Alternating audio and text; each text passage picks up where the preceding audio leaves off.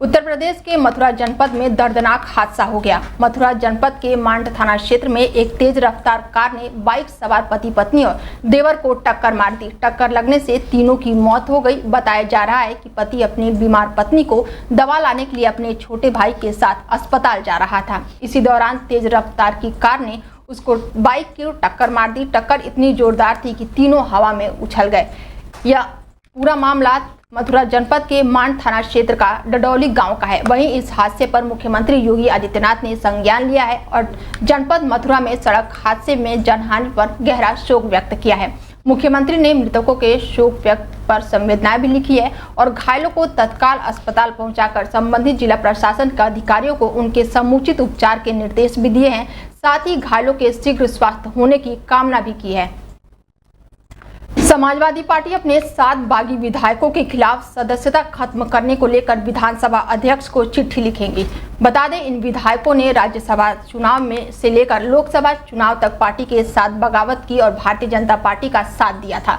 हालांकि चुनाव के दौरान समाजवादी पार्टी के प्रमुख अखिलेश यादव ने कहा था कि जनता इनका हिसाब करेगी, लेकिन सपा अब इन विधायकों की सदस्यता खत्म कराने पर जोर देने की तैयारी में है।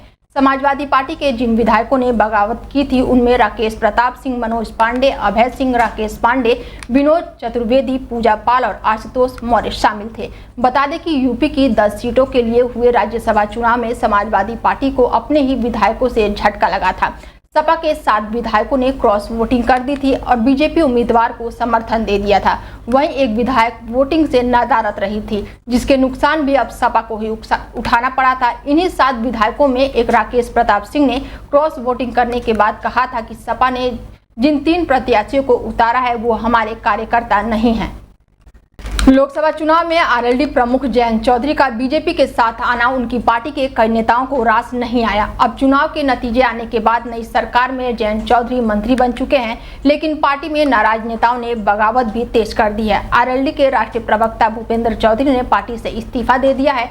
आरएलडी छोड़ने का ऐलान भूपेंद्र चौधरी ने सोशल मीडिया के जरिए किया। उन्होंने लिखा, इस साल में राष्ट्रीय लोकदल के नेता कार्यकर्ताओं द्वारा दिए गए स्नेह, सहयोग और सम्मान का मैं आभारी रहूंगा। भारी मन से आज मैं राष्ट्रीय लोकदल की प्राथमिकता सदस्यता से इस्तीफा देता हूं। जय जवान जय किसान। नई सरकार में जयंत चौधरी को मंत्री बनाया है। वह पहली बार केंद्रीय मंत्री बने हैं। उन्हें एनडीए की सरकार में शिक्षा मंत्रालय में राज्य मंत्री बनाया गया है, लेकिन उनकी पार्टी के कई नाराज नेता अब पूरी तरह से बगावत पर उतर आए हैं। खबरों की माने तो आने वाले दिनों में कुछ और नेता नाराज आए होंगे। बता दें कि आरएलडी छोड़कर किसी और पार्टी में शामिल होने से ये नेता नाराज हैं।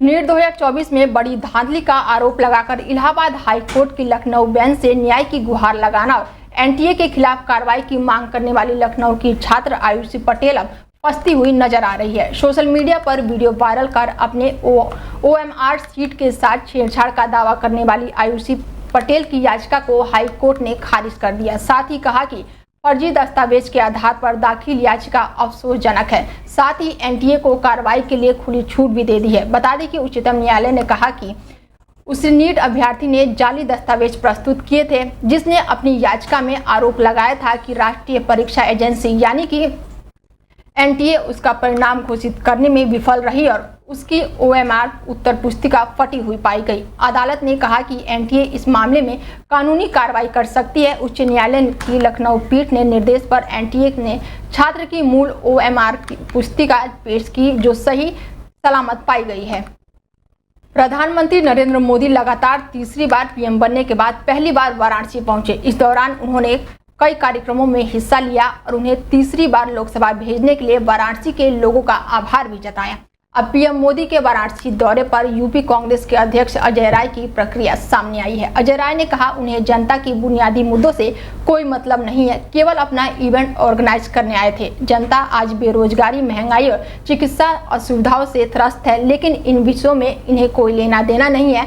वाराणसी के अस्पतालों पर इनका कोई ध्यान नहीं है। वाराणसी में अगले 5 साल का कोई विजन होगा, इसके बारे में पीएम मोदी ने नहीं बताया। कांग्रेस के प्रदेश अध्यक्ष ने कहा कि किसान परिवार को बीते दिनों बीजेपी नेताओं ने प्रताड़ित किया और मारा पीटा था, लेकिन उसने बीजेपी के कोई भी बड़े नेता मिलने नहीं आए हैं। आगे उन्होंने कहा कि हम वाराणसी के हर बूथ पर एक एक पौधा लगाएंगे। आज से राजीव गांधी वृक्षारोपण अभियान शुरू होगा। विकास के नाम पर लाखों करोड़ों पेड़ों को काट दिया गया है, जिससे जनता काफी त्रस्त है। प्रचंड गर्मी के बीच बीते 10 दिनों में सब्जियों के दाम एकाएक बढ़ गए हैं। टमाटर फुटकर में 60 से 80 रुपए किलो बिक रहे हैं। हरी मिर्ची 100 रुपए किलो और धनिया 200 के पार पहुंच गया है। आलम यह है कि गर्मी तो कहर बरपा ही रही है, अब सब्जियों के दाम भी लोगों के पसीने छुटा रही है। बता दें कि बरेली में भीषण गर्मी की मार अब सब्जियों की कीमतों पर भी दिख रही है। इस कारण 10 दिनों में सब्जियों के दाम बढ़ गए हैं। मंडी में व्यापारियों का कहना है कि गर्मी के कारण सब्जियों का उत्पादन कम हो रहा है। सब्जियों के पौधे भी झुलस रहे हैं, लिहाजा कीमतें आसमान पर पहुंच गई हैं। इन्हें खरीदने में लोगों के पसीने भी निकल रहे हैं। बता दें इस समय हरी धनिया 200 से 250 और हरी मिर्च 80 से 100 रुपए प्रति किलो मिल रही है।